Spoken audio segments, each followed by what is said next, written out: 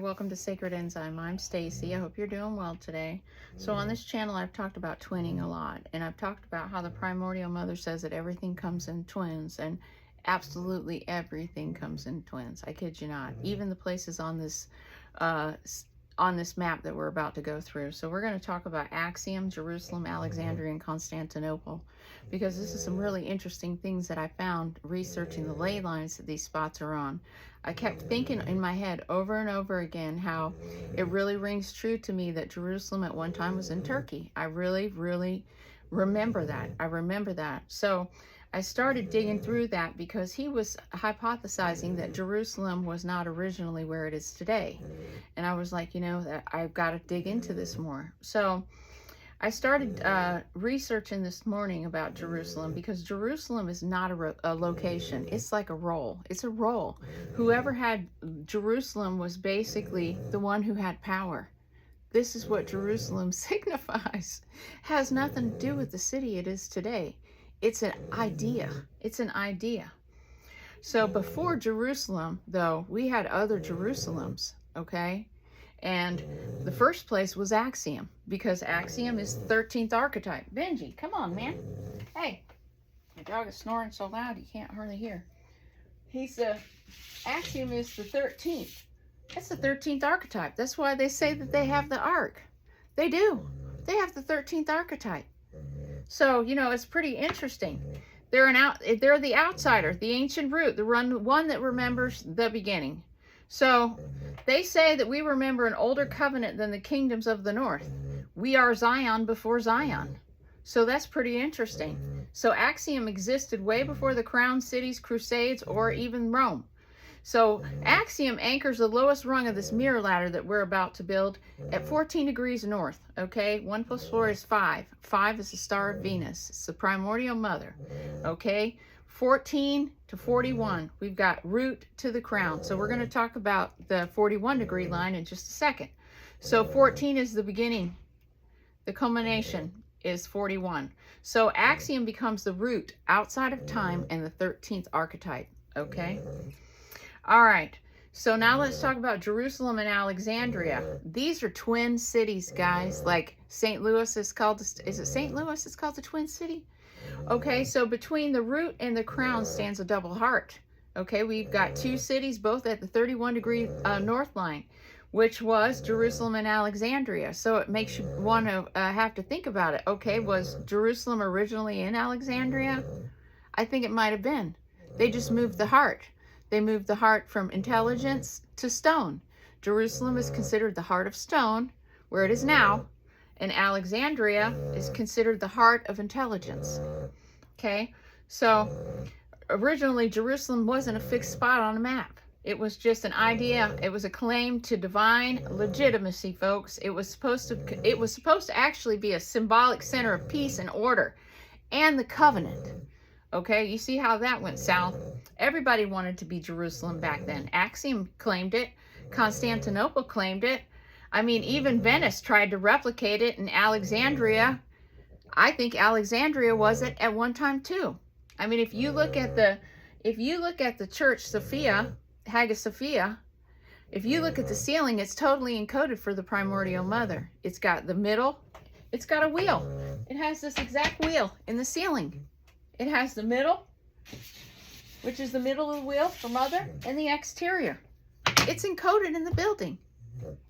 Okay, so Alexandria, the light heart, or the place of intelligence, was founded by Alexander the Great. But what most people don't know is that Alexander the Great was like an archetype. It was like a type of person. It was like a Jesus. It was like a position.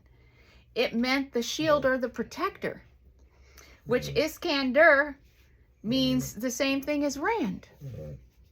They were people that were supposed to be protecting. Okay, so this is really interesting because my lineage has this theme running through the name. Protectors, light keepers, and boundary holders. The in-betweeners. The realm walkers. Okay? So Alexandria gave the Great Library, the Sophia Wisdom Schools, and it was the bridge between the Greeks and the Egyptians and the Hebrew traditions for a long time. So Jerusalem was the covenant heart, Alexandria was the wisdom heart, but they're both on the same latitude line, guys. So this is like two ventricles in a heart. Pretty interesting. They're twinning each other. Okay, so let's talk about the mirror of Axum. So we were talking about it being at the 14th degree, and then we need to find out about the 41, right? Because we're talking about twinning right now. And we're talking about what's been, all of these buildings and how they've moved along this time cycle. This is literally what's happened. The earth has forced the movement through this cycle by events that are all programmed on the clock, guys. All the cataclysms are programmed. Everything is programmed on this clock. All of the comets, all the celestial bodies and their movements are clockwork. They're on a clock, guys. Okay, so the mirror of Axiom is Constantinople, guys. Constantinople, the city of Constantine, capital of empire, where the Hagia Sophia, the Church of the Holy Wisdom, is at. So Constantinople declared itself the new Rome, the new Jerusalem, and throne of wisdom and the crown of the Christian world, guys. The 41 mirrors Axiom's 14 exactly. It's a numeric inversion. So the crown is reflecting the root, just like on these apocalyptic nodes. We've got the pale horseman, the black horseman, and the white horseman. And then we have in between spaces, in between the black horseman and the white horseman, or the pale horseman, is the red, the area in Aiken, Georgia. Okay, well, this, after doing this today, this changes a little bit, guys. Okay, so, and you know, the other thing is, I've been reading this book, Byzantine, and they talk about this, this guy in here, whose name was, his name was Enrico Dandolo, but they called him the Doge of Venice. And I was like, Doge? Wait a minute. Wait a minute. Why is Elon named that department Doge? And then he had a dog, right? He had a dog on there for like the, what do you want to call it? The snapshot of Doge, his logo or whatever. So Elon actually embodies this same individual, the strategic disruptor. He breaks down the systems, moves the masses, rewires the map, and forces the next stage of the cycle. Because whether you like it or not, Elon is forcing the next stage of the cycle. Him and Trump, they're disruptors.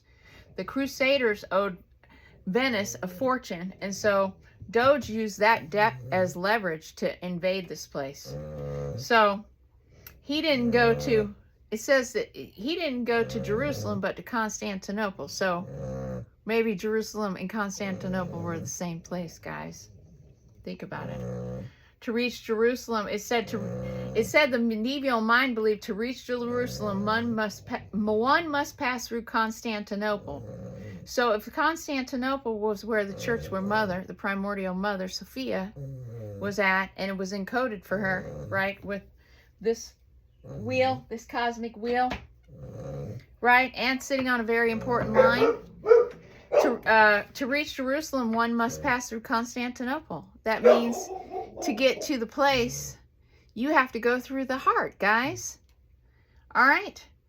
So we had the birth of a next cycle where Venice took over, then Spain took over, Portugal, Britain, America. So this is the turning of the wheel. Cities are moving, centers are shifting, and Jerusalem is changing its host. So we've got a pattern of Axiom, Jerusalem, Alexandria, Constantinople, root, heart, crown. So you're probably asking yourself, what about the solar plexus, right? Well, guess where the solar plexus just happens to be? It happens to be on the Earth's heat engine called the Hadley Cell. And you might be wondering where that place is. Well, it's at 27.9 degrees north, Lake Wales, Florida.